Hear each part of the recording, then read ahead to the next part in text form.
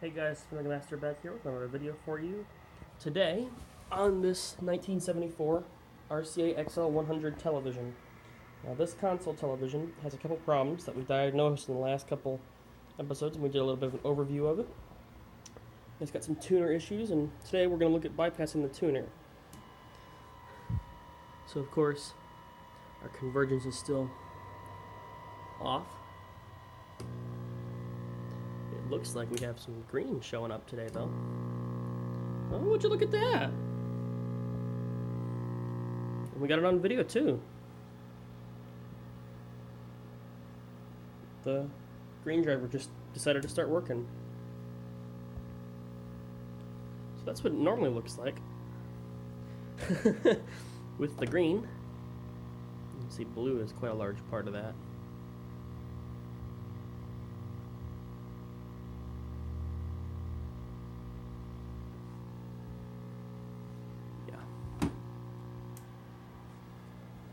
Yeah, but we have some green today, apparently.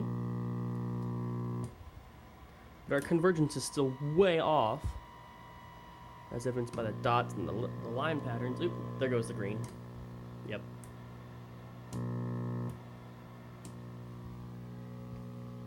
Yeah, that was the green just failing. So, sidetracked, but we're going to look at adding a composite input because the tuner is so screwed. And to do that, we're going to need some tools. We're going to take the back off of it, and we're going to poke around on the video input board, which is luckily separate, with a scope. In this case, a B&K Precision 1465 triggered sweep oscilloscope with calibrating. Now this is not new old stock, but it's close to it. It works very well. It's high enough bandwidth for this purpose. So let's get around back, take all the screws up, take that clip off, and get inside this thing already. Alright, all the screws are out. Pull the back off.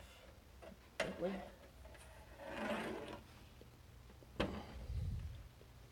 Just set it against the side of the set for now. So, the video driver is here, this board here. So tuner, IF, video board, and then kind drivers.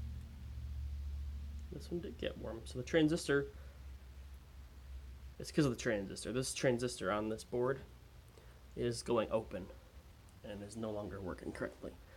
So that's why we have no green for the most part. As soon as it heats up, it goes right back open though, it seems. So, I got something in my throat today. I'm going to try pulling this board out by itself. What is this on the diagram? Make sure 12 and 13, which is tint and color. Yeah, I guess we should leave that in. Oh, there's an integrated circuit on some of these. For 1974, that's pretty new. See if you can see that. No. The phone doesn't want to get to a point where you can see anything, unfortunately. So I'm gonna pull this board and we're gonna have a look at it.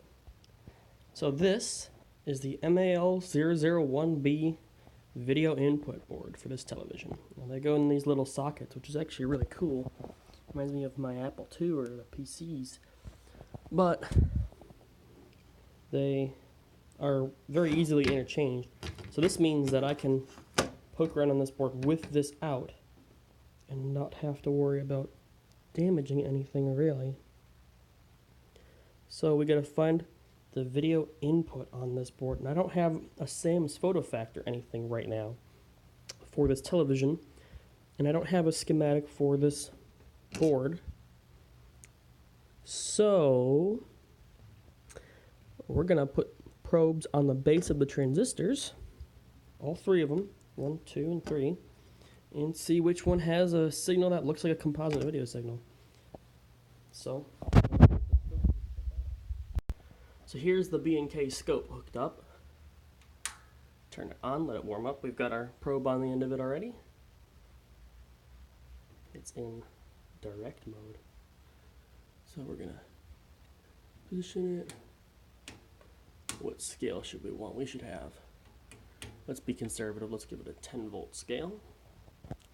So I think what we should do first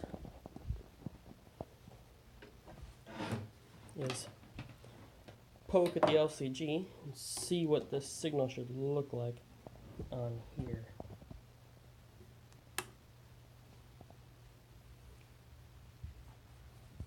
That don't look like a video signal to me.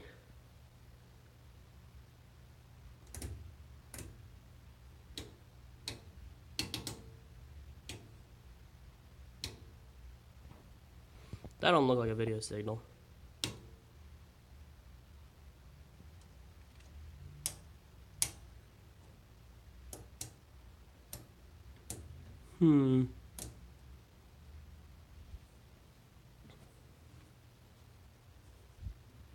It is video out.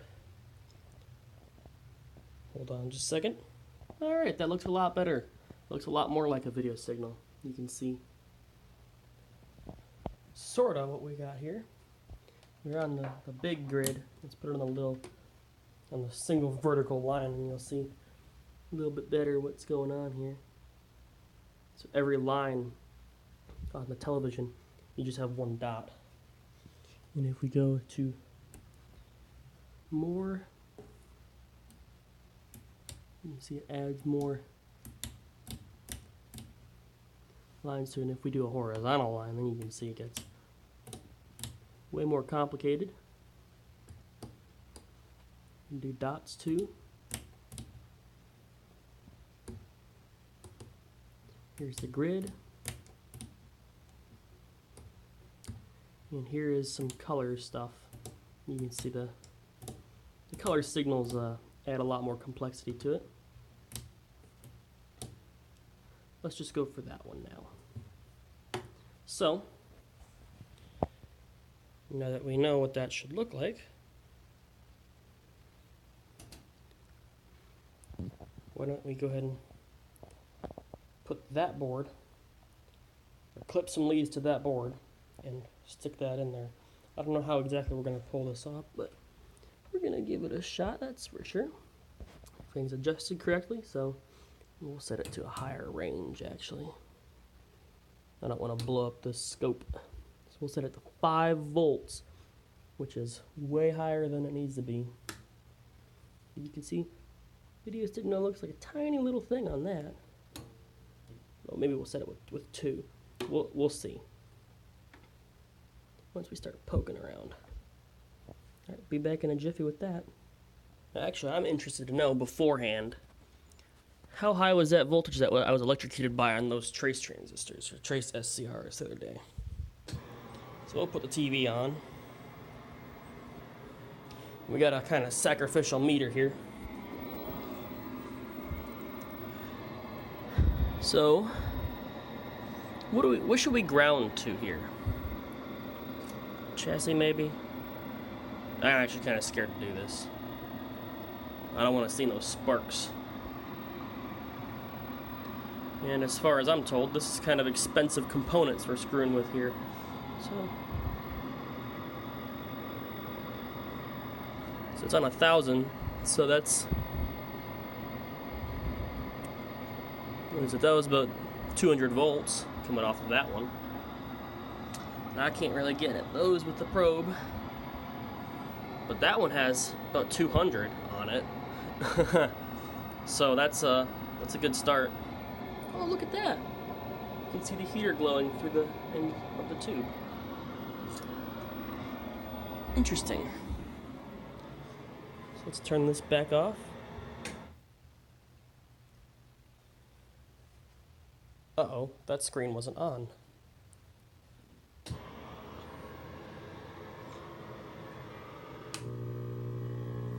So we should have the big grid should be coming up.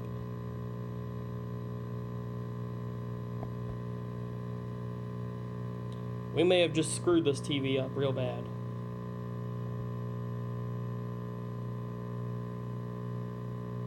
Maybe I shouldn't have measured that.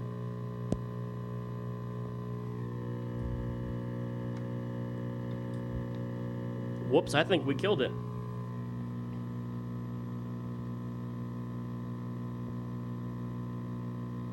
Uh-oh. I think that right there may be the end of the series. Cause oh, video board is out. I am dumb. Wow, that was stupid of me. Hold on. Okay, video board is in this time. Let's see if we get a picture now. Okay, there we go. So we didn't break anything. Gotcha. Oh, we got a little bit of green coming back too. Look at that. A little bit.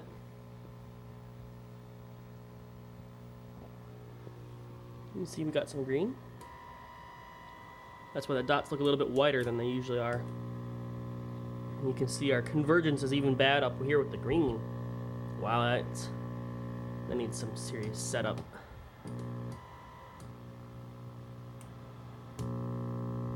Yeah, we got some green now.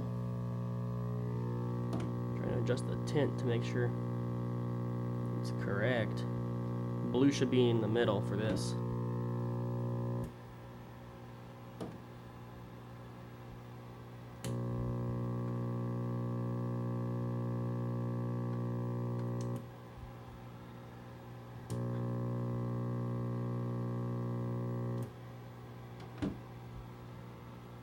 It's weird that we have green now.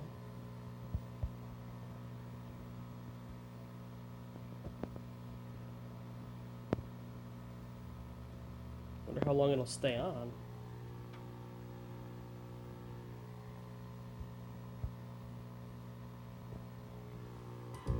You can see the background isn't red anymore, it's gray. And as soon as that driver fails, it's gonna go back to blood red. Yeah, it's kind of neat that we got color suddenly.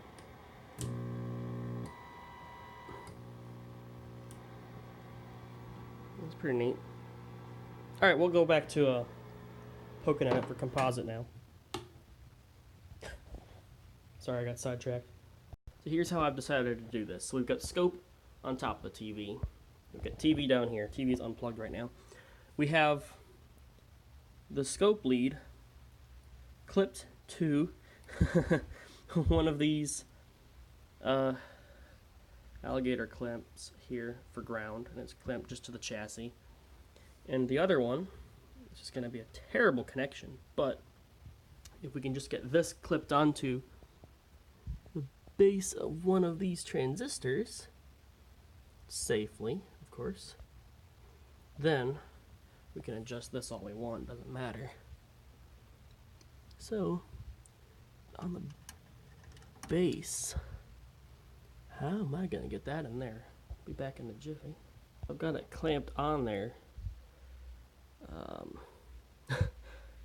It doesn't look super safe. I may try something else. We may go get a smaller clamp. Let me go look for one.